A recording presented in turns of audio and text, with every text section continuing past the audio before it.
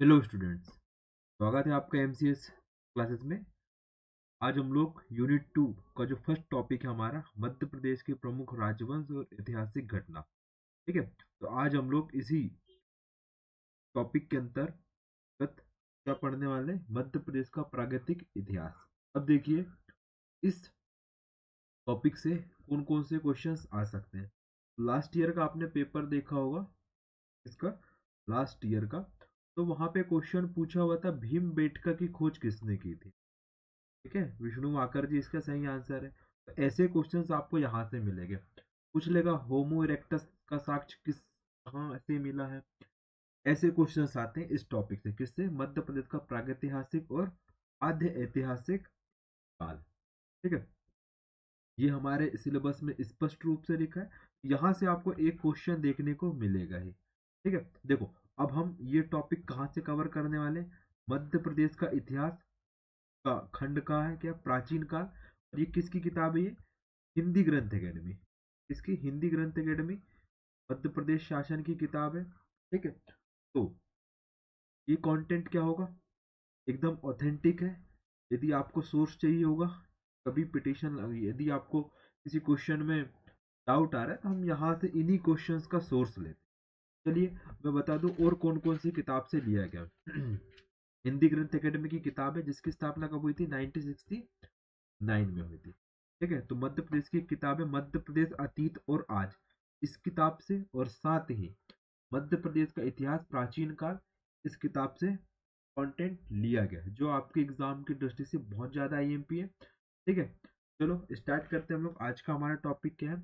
मध्य प्रदेश का प्रागैतिहासिक एवं आद्य ऐतिहासिक काल। ठीक है, अब देखो, इस टॉपिक के अंतर्गत हम लोग क्या क्या पढ़ने वाले हैं? गर्दभिल्ल वंश, नागवंश, औलिकर वंश, परिव्राजक वंश, उच्चकल्प वंश, गुर्जर प्रतिहार, कलचुरी, चंदेल, परमार, तोमर, गोंड वंश, कच्छावकात। ये देखिए मेंस के टॉपिक है ये। और उन्होंने प्री में क्या लिखा है? मध्य प्रदेश के प्रमुख राजवंश, ये टॉपिक लिखा है उन्होंने प्री में, है ना। जो एग्जाम की दृष्टि से क्या हो जाते हैं, हमारे लिए पढ़ना जरूरी हो जाते हैं। ठीक है, चलो देख लेते हैं हम लोग। तो सबसे पहले इतिहास को मूलतः 3 भागों में बांटा गया। ठीक है, कितने भागों में? 3 भागों में। देख लीजिए यहाँ पे, पहला प्रागैतिहासिक काल, दूसरा आद्य ऐतिहासिक काल, और तीसरा क्या है? ऐतिहासिक काल। तो प्रागैतिहासिक काल में क्या होता है? मानवीय घटनाओं का लिखित विवरण उपलब्ध नहीं है यहाँ पे।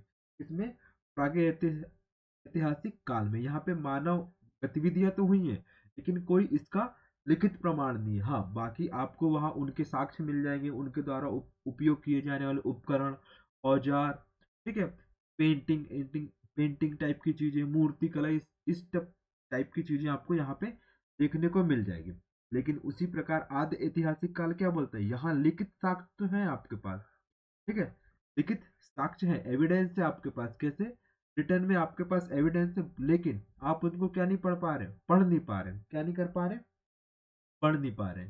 ठीक है, इसलिए जैसे आपने पढ़ा होगा हड़प्पा सिंधु घाटी सभ्यता, इंडस वैली सिविलाइजेशन कैसी है? आदि ऐतिहासिक हिस्ट्री मानी जाती। क्यों? उसके हमको साक्ष्य तो मिले हैं, लिखित भी है, लेकिन हम उनको पढ़ नहीं पा रहे, डिकोड नहीं कर पाए हैं अब तक के। ठीक है, इसलिए हड़प्पा क्या कहा जाता है? आदि ऐतिहासिक हल्का कहा जाता है। अब ऐतिहासिक काल, जिसमें लिखित साक्ष्य भी है और इन्हें आसानी से पढ़ा भी जा सकता है। अब इसको भी हम लोगों ने कितने भागों में बांटा है? 3 भागों में बांटा है।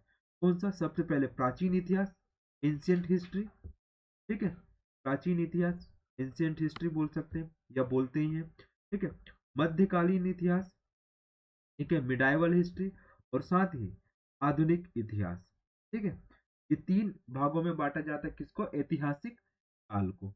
ठीक है, क्लियर। चलिए अब हम देख लेते हैं मध्य प्रदेश में प्रागैतिहासिक काल के क्या क्या साक्ष्य मिले हैं जो हमारे प्रीलिम्स में आ सकते हैं।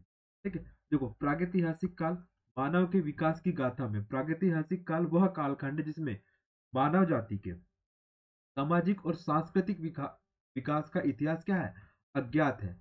यहाँ पे हमको उनकी ना तो संस्कृति का ज्ञान है और ना ही उनके समाज का ज्ञान है, कि समाज पितृसत्तात्मक था या फिर मातृ सत्तात्मक था।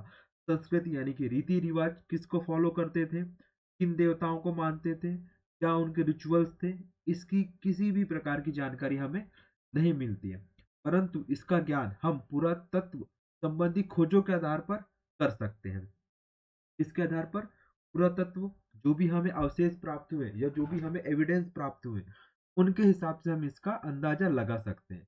जैसे कि देखो, मनुष्य अपनी प्रारंभिक अवस्थाओं में पशुओं के समान, इसके समान पशुओं के समान जंगल, पहाड़ों, नदी, घाटियों में क्या करता था, विचरण करता था। ठीक है, और इस कालखंड में मनुष्य पशुओं के आखेट यानी कि शिकार और कंदमूल खाकर, ठीक है, जो जंगली पशु होते थे उनका शिकार करके और जो कंदमूल होता था, ठीक है, उसको भोजन के रूप में ग्रहण करते थे। ठीक है, अब प्रागैतिहासिक काल को भी दो भागों में डिवाइड किया जा सकता है, क्या किया ही गया है। सबसे पहले पाषाण काल, जो पत्थरों से संबंधित है, ठीक है, जिसमें उपकरण किसके बनते थे, पत्थरों से। और दूसरा क्या है, ताम्र पाषाण काल, यहाँ पे तांबे जो धातु थी उसका उपयोग होने लगा। ठीक है, अब देख लेते हैं जो पाषाण काल है, इसे पुनः तीन भागों में डिवाइड किया गया है।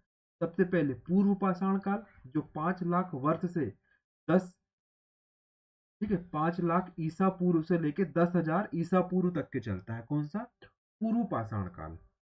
इसके पश्चात क्या है, मध्य पाषाण काल, कहां से कहां तक के, 10,000 बीसी से लेकर के 7,000 बीसी तक के।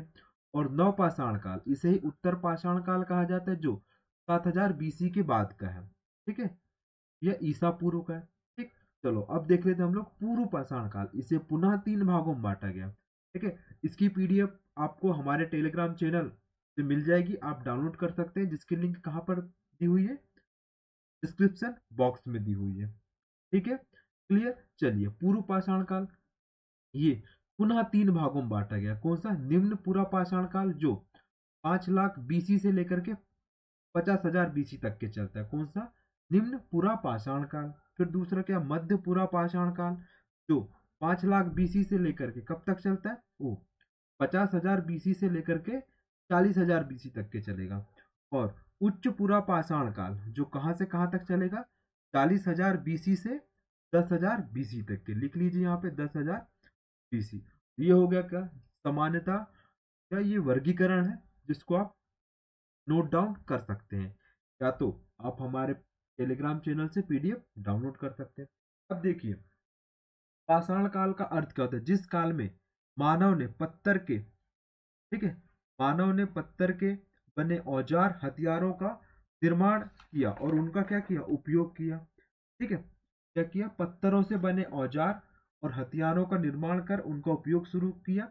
इसलिए हम इसे क्या कहते हैं, पाषाण काल कहते हैं। ठीक है, और इसको पेलियोलिथिक भी कहा जाता है यूनानी भाषा में, कोई दिक्कत नहीं है। सबसे आदिम मनुष्य को पाषाणकालीन मानव कहा गया है। जो सबसे पहला मानव माना जाता है ना, जैसे होमो इरेक्टस, होमो सेपियंस, अभी हम लोग क्या है, होमो सेपियंस है। ठीक है, और इससे पूर्व का कौन था, होमो इरेक्टस, जिसका साक्ष्य कहाँ से मिलता है, नर्मदा घाटी से मिलता है, आपको याद होगा। ठीक है, ये हो गया। अब इसे पुनः तीन भागों में बांटा गया, पूर्व पाषाण काल, मध्य पाषाण काल और नव पाषाण काल। ठीक है, चलिए अब आगे का देख लेते हैं हम लोग कि पूरा पाषाण काल। ठीक है, पूर्व पाषाण काल।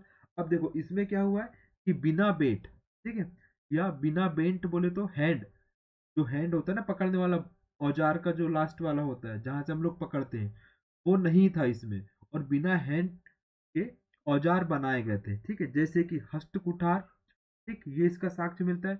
उत्तर भारत दक्षिण भारत का औजार, ठीक है, कहाँ पर, उत्तर भारत और दक्षिण भारत के औजार का मिलल बिंदु कौन सा था, मध्य प्रदेश का क्षेत्र था।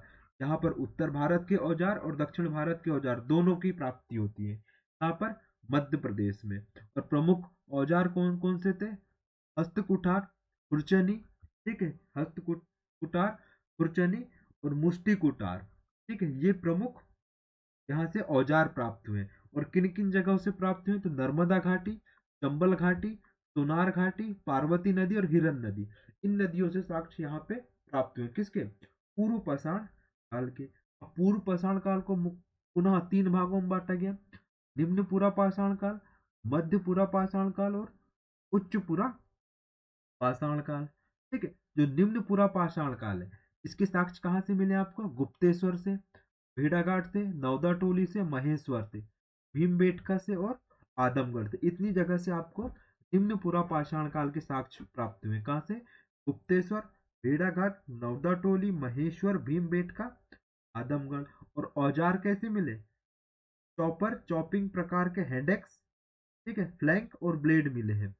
ठीक, तो क्लियर। चलिए देख लेते हैं अब नर्मदा घाटी। महत्वपूर्ण स्थल तथा अवशेषों की प्राप्ति हुई है यहाँ से। औजार कैसे मिले? हैंडेक्स, स्क्रीपर। उत्खनन करता कौन है? एसपी सुपंकर। ये आपको नाम याद रखना है, ठीक है, एसपी सुपंकर, ठीक है। अरुण अरुण सोनकिया, पीएन मित्र और एपी खत्री। पूछ सकता है कि नर्मदा घाटी के उत्खनन करता कौन कौन है, तो आपको क्या लगाना है? एसपी सुपंकर, अरुण सोनकिया, बीएन मित्र और एपी खत्री। अब इनको महादेव पिपरिया से क्या प्राप्ति हुई? पेबुल उपकरण की प्राप्ति हुई है। कहाँ से? महादेव पिपरिया से पेबुल उपकरण की प्राप्ति हुई है। और मन का निर्माण उद्योग भी कहाँ से मिला आपको? नर्मदा घाटी से मिला है, ठीक है। इसके पश्चात देख लेते हैं बेतवा घाटी। खननकर्ता कौन है? वीएस वाकड़कर जी और रामेश्वर सिंह जी, ठीक है। भीम बेटका से वयस्क होमोसेपियंस, इसकी वयस्क होमोसेपियंस के साथ प्राचीन तैलचित्र मध्य पाषाण कालीन औजारों की प्राप्ति हुई है। कहाँ से? बेतवा घाटी से, ठीक है। ये आईएमपी है। एक बार फिर से देख लेंगे आप, नर्मदा घाटी से किस किस चीज की प्राप्ति हुई है? हैंडेक्स स्कीपर से और मन का निर्माण का उद्योग मिला है, ठीक है। और इसके उत्खननकर्ता कौन है?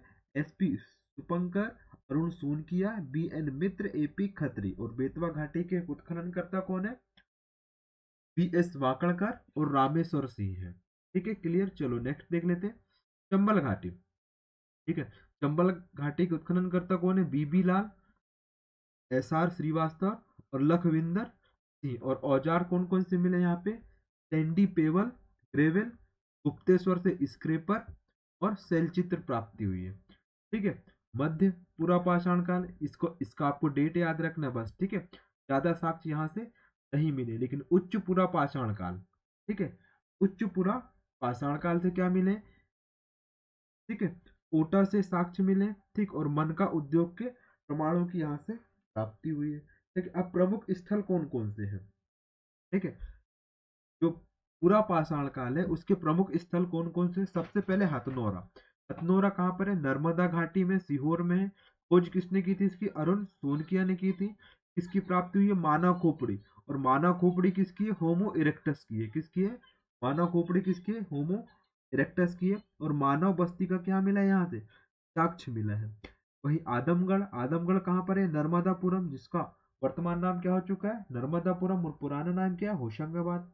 अब आदमगढ़ की खोज किसने की? आरबी जोशी, ठीक है, आरबी जोशी और मनोरंजन घोष, ठीक है। दो लोगों का नाम याद रखना, आरबी जोशी।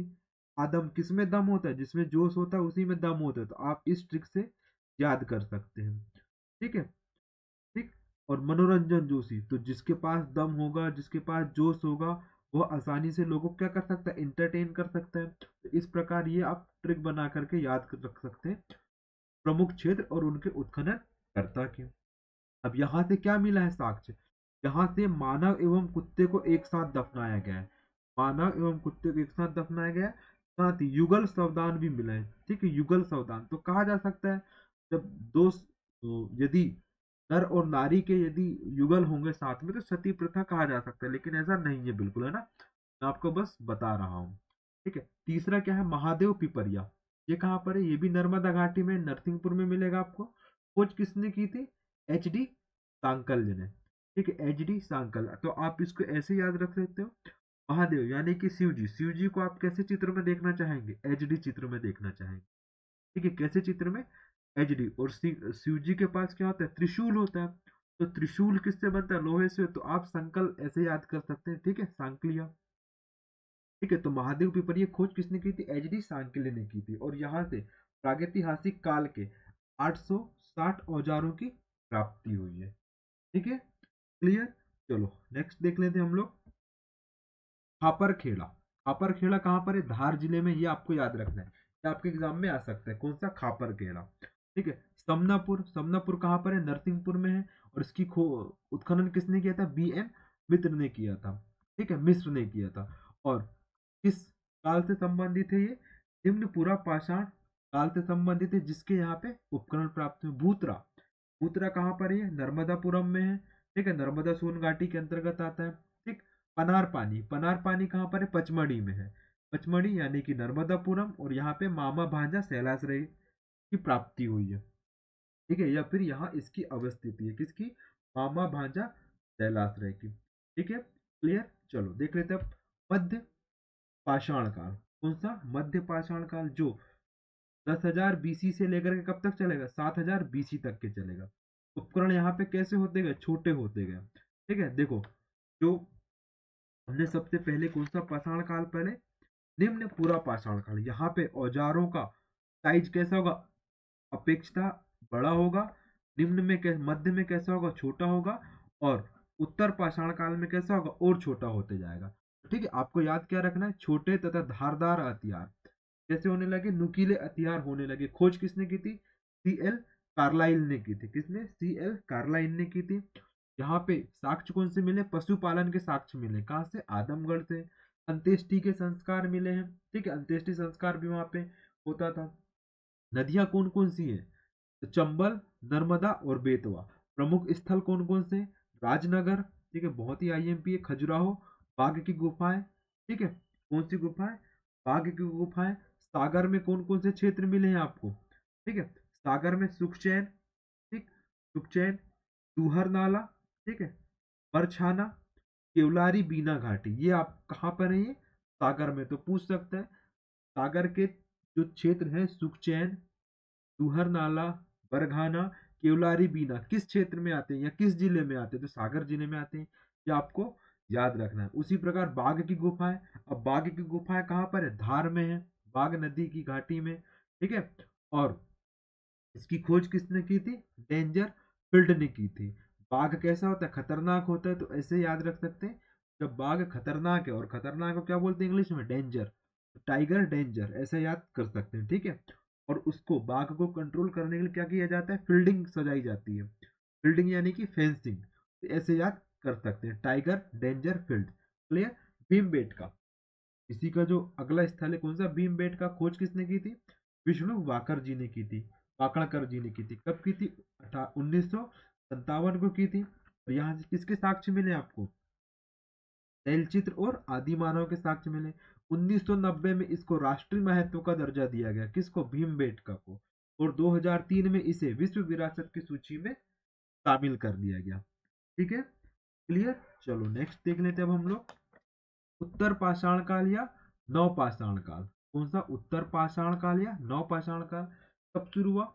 7,000 बीसी से लेकर के 4,000 बीसी तक के। कौन कौन से उपकरण मिले हैं आपको यहाँ से?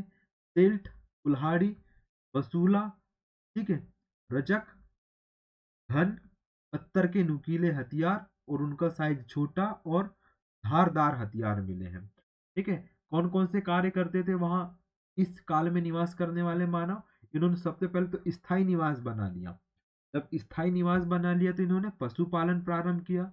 और पशुपालन प्रारंभ किया तो इन्होंने खेती कार्य भी करना क्या कर दिए? प्रारंभ कर दिए। वस्त्र, वस्त्र का आविष्कार हो चुका था, या वस्त्र पहनने लगे थे।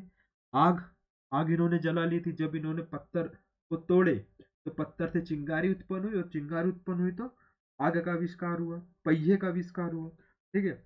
भारी शिकार को एक स्थान से दूसरे स्थान ले जाने के लिए इसका उपयोग करने लगी है, पहिए का उपयोग करने लगी। तो ये पेपर में पूछा जा सकता है कि पहिए का आविष्कार किस कारण में हुआ था। तो ये सबको मालूम रहता है, क्योंकि बचपन से हम लोग पढ़ते आए हैं इसको।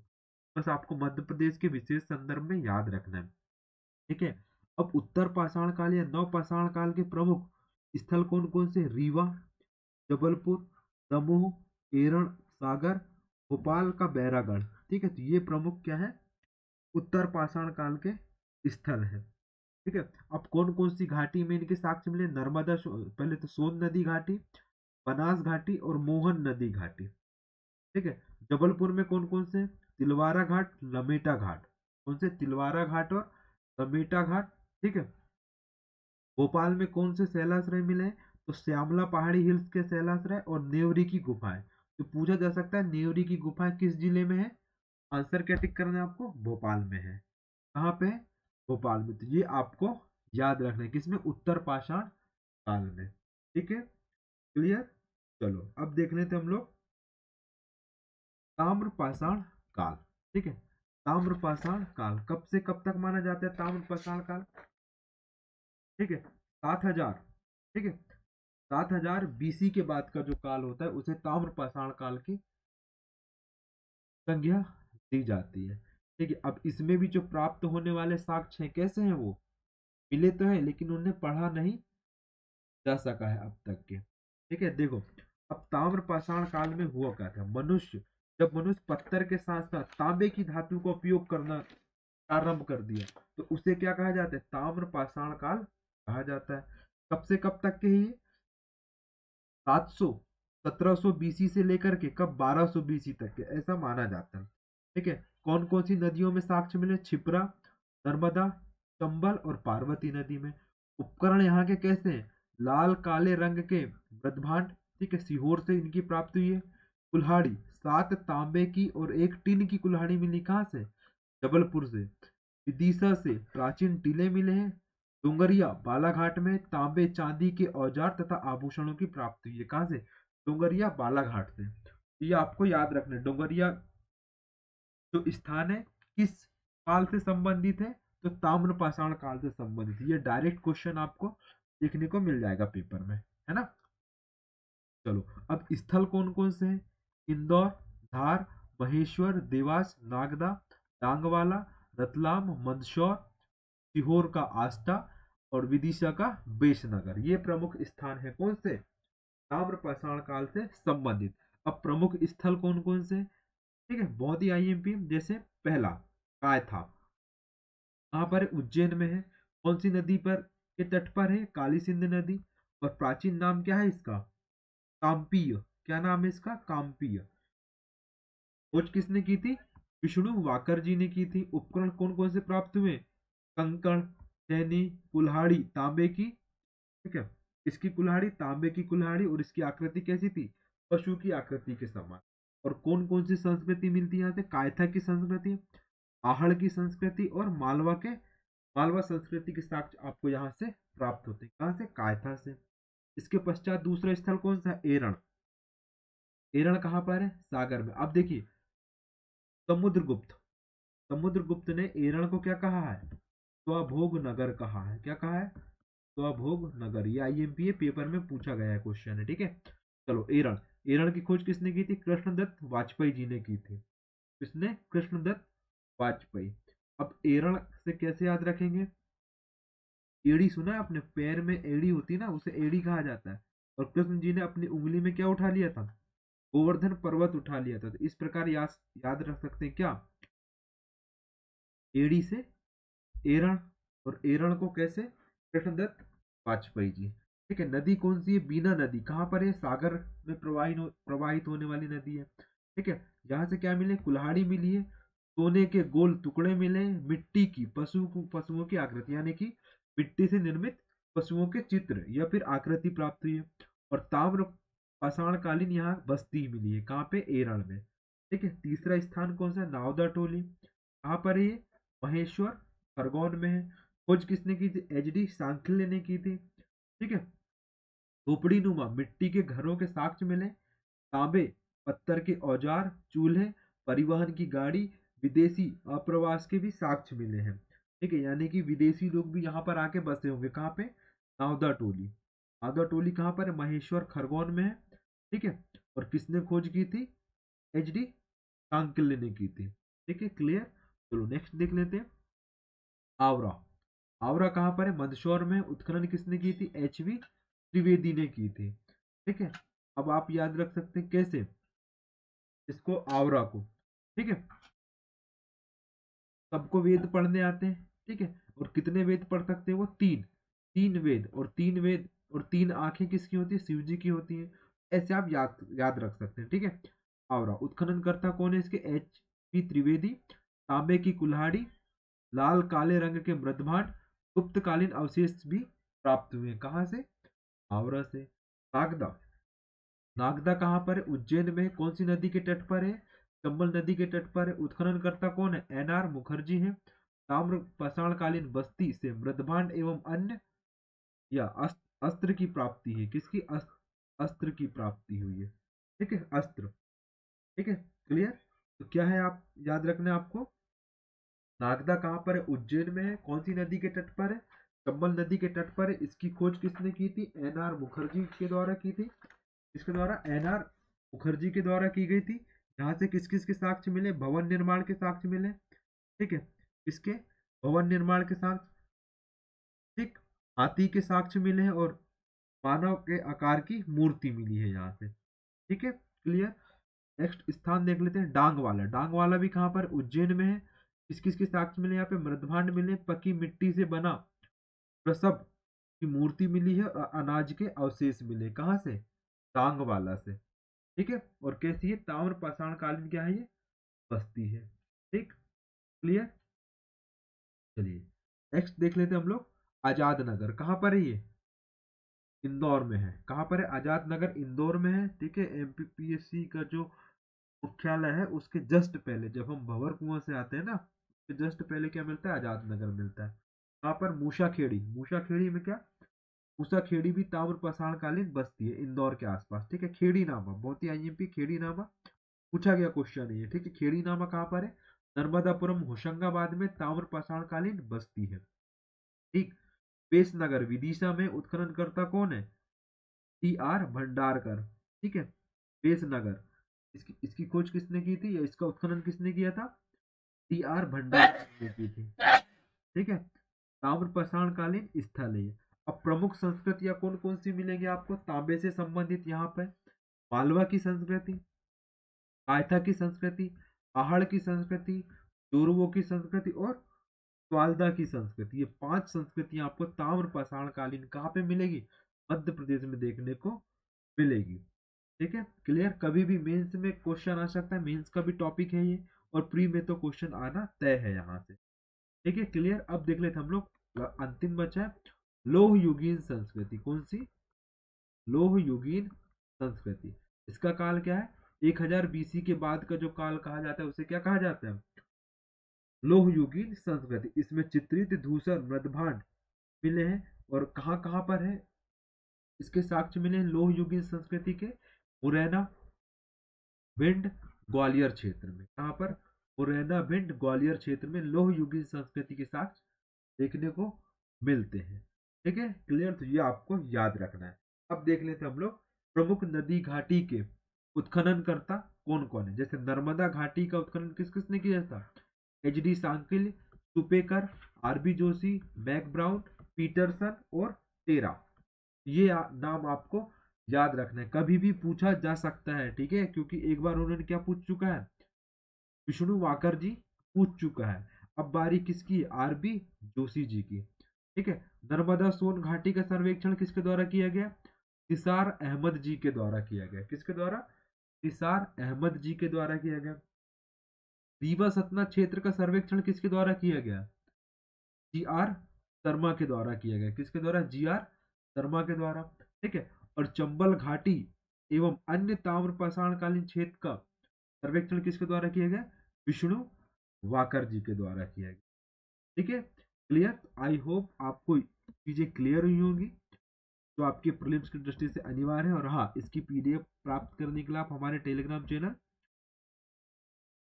इसकी लिंक कहाँ दी हुई है? डिस्क्रिप्शन बॉक्स में दी हुई है, वहां से आप ज्वाइन कर सकते हैं और पीडीएफ डाउनलोड कर सकते हैं। एकदम निःशुल्क प्लेटफॉर्म है। ठीक है, क्लियर। अब देख लेते हैं हम लोग इसके बाद हम लोग क्या क्या पढ़ने वाले हैं। जैसे कि मैंने आपको बताया था, गर्दभील वंश पढ़ने वाले हैं। ठीक है, बहुत ही आईएमपी मेंस में इन्होंने लिख रखा है, तो प्रीलिम्स में आने के क्वेश्चन तय है। ठीक है, 2021 या 22 के प्री में यहाँ से क्वेश्चन पूछा था, कृत सम्मत किसे कहा जाता है? इसे ही मालवा सम्मत भी कहा जाता है। ठीक है, कौन सा? मालवा सम्मत भी कहा जाता है और विक्रम संवत भी कहा जाता है। ये क्वेश्चन आ चुका है प्रीलिम्स में। ठीक है, अब कभी भी क्या पूछा जा सकता है? विक्रमादित्य जी के बारे में पूछा जा सकता है। क्यों पूछा जा सकता है? हमारे माननीय मुख्यमंत्री जी कहाँ से? उज्जैन से है, इसलिए हमें उज्जैन खास तौर से विशेषकर बहुत डीपली पढ़ना है। ठीक है, ऐसा कुछ होता नहीं है, बस करंट अफेयर के लिहाज से बता रहे हैं आपको कि ये टॉपिक हमको कवर करना है। गर्दबिल वंश के पश्चात क्या पढ़ेंगे हम लोग? नागवंश पढ़ेंगे। ठीक है, तो हम एक दिन में 2 से 3 वंशों को लेकर के इस टॉपिक को 4 लेक्चर या 5 लेक्चर में खत्म करने की कोशिश करेंगे। इसके पश्चात जो रियासतों वाला लेक्चर है, एक लेक्चर में हम आईएमपी रियासतों की जो जो महत्वपूर्ण घटनाएं हैं, उनके द्वारा बनाए गए मंदिर, उनके द्वारा की गई संधियां इत्यादियों का अध्ययन शॉर्ट में करेंगे। देखिए, एक साथ या फिर डिस्क्रिप्टिव मोड में पढ़ना बहुत लंबा हो जाएगा, इसलिए हम आईएमपी फैक्ट पढ़ेंगे जो आपकी एग्जाम की दृष्टि से कैसे हैं, अनिवार्य है। ठीक है, thank you for watching this classes. मिलते हैं हम लोग नेक्स्ट क्लास में।